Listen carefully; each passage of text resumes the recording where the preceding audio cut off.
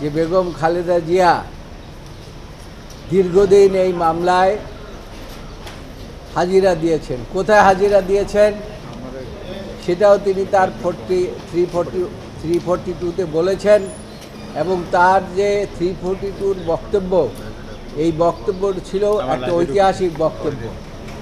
তিনি সেখানে বাংলাদেশের প্রশাসন, বাংলাদেশের বিচার ব্যবস্থা কিভাবে চলছে সব কিছু সেখানে তিনি উল্লেখ করেছেন। তিনি তার নিজের সপক্ষে তিনি বলেছেন যে এই যে আজকে বলা হচ্ছে যে এতিমের টাকা আত্মসাৎ, এফআইআরের মধ্যে বা কোনো সাক্ষী এই ধরনের কোনো ভাষা উল্লেখ করেন নাই যে বেগম খালেদা জিয়া কোনো একটি টাকায় হাত দিয়েছেন এবং কোনো একটি টাকা তিনি আত্মসাৎ করেছেন। এত সত্ত্বেও নিম্ন আদালত এই 342 বিবেচনা না করে এবং সমস্ত সাক্ষী প্রমাণ যা আছে, এভিডেন্স যা ছিল সব কিছু বিবেচনা না করে একতরফাভাবে একটি জাজমেন্ট দিয়েছেন।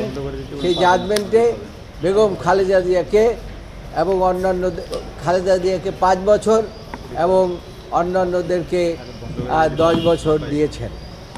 তা আমরা বেগম খালেদা জিয়ার এই যে 5 বছর দিয়েছেন, এইটা আমরা হাইকোর্ট ডিভিশনে আমরা বলেছি এটা বেআইনিভাবে দিয়েছেন।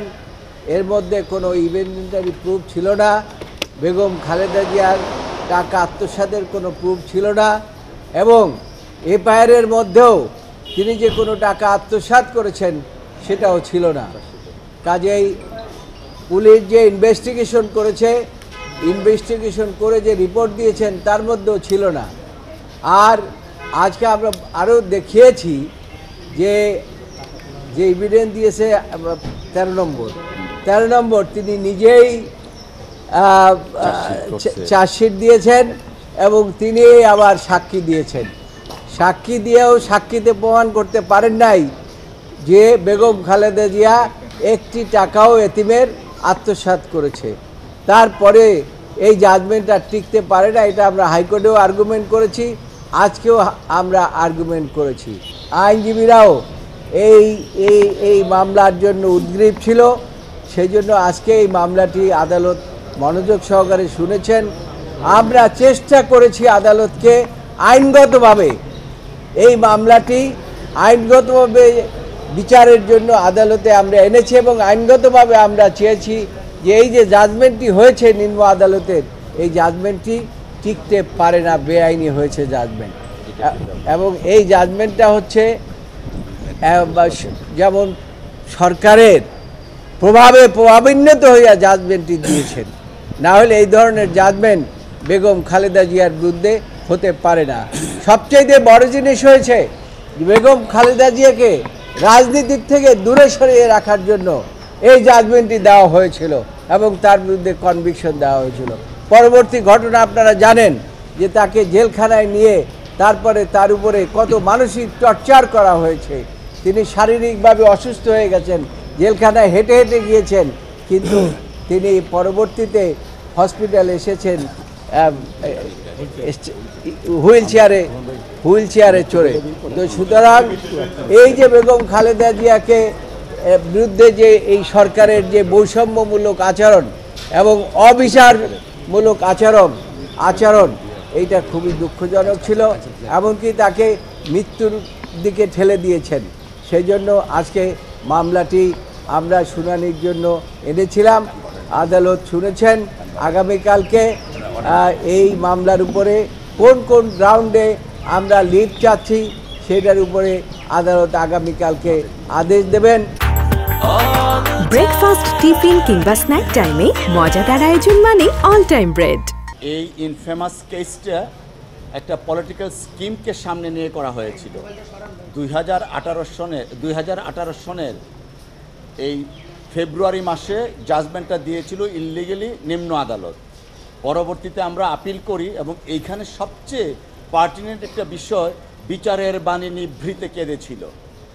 বাংলাদেশ তথা পাক ভারত উপমহাদেশের ইতিহাস নেই যে আপিলেন্টের মামলা সরকার বা অ্যাপিলেট ডিভিশন 4 মাসের সময় বেঁধে দিয়ে আমাদেরকে বলেছিল 4 মাসের মধ্যে আপিল নিষ্পত্তি করতে হবে। কারণটা কি ছিল?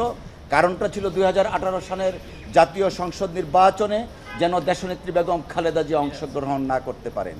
আর সেই পলিটিক্যাল স্কিম থেকে মহামান্য আদালতের সুপ্রিম কোর্টের হাইকোর্ট ডিভিশনের তৎকালীন সময়ের যিনি বিচারপতি অত্যন্ত ইল্লিগেলি পলিটিক্যালি বায়াস হয়ে একটা জাজমেন্ট দিলেন। কীরকম?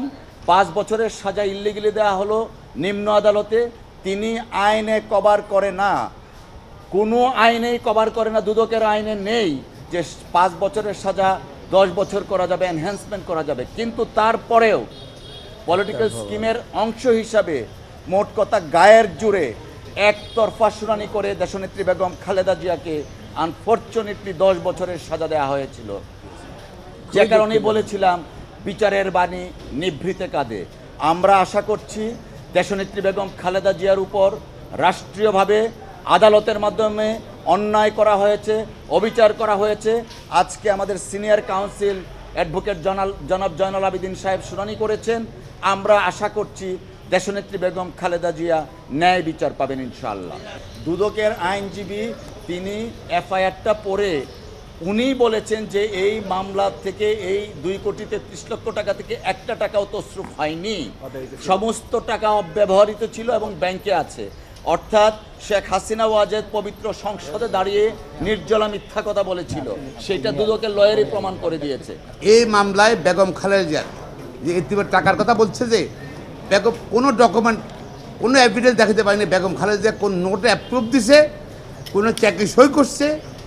এবার সরকারি কোনো ডকুমেন্টে বেগম খালেদা কোনো স্বাক্ষর দেখাতে পারে নাই। রাইট। 2 হলো যে আরও যে জিনিসটা আসছে যে টাকাটা, সেই টাকাটা পুরোপুরি ব্যাংকে আছে এবং টাকা অনেক বেশি হয়েছে। সো টাকা তসরুপ হলো না, টাকা আত্মসাৎ হলো না, ব্যয়িত হয়নি এবং কোনো এভিডেন্স নাই বেগম খালেদার বিরুদ্ধে, একটা কাগজ দেখাতে পারে নাই নিম্ন আদালতে। তো কীভাবে বেগম খালেদার সাজা হয় এটা আমরা বললাম। এবং দুদকের পক্ষ থেকেও আজকে কিন্তু দেখাতে পারেন নাই বেগম খালেদার কোনো ডকুমেন্টে সিরিয়াস আছে। দুদকের আইনে বলা আছে যদি অ্যাকুইটাল হয়ে যায় তার এগেনস্টে আপিল রিভিশন করতে পারবে। আর অ্যাকুইটাল যদি না হয়, যদি ইভেন যদি সবার সাজা হয়, দুদকের ক্ষমতা নেই আপিল করার। কিন্তু এখানের মধ্যে জোর করে দুদকের পক্ষ থেকে ইনস্ট্রাকশনে আপিল করেছিল, আপিল করার পর বা রিভিশন করছিল, তার এগেনস্টে সাজা বাড়িয়েছে।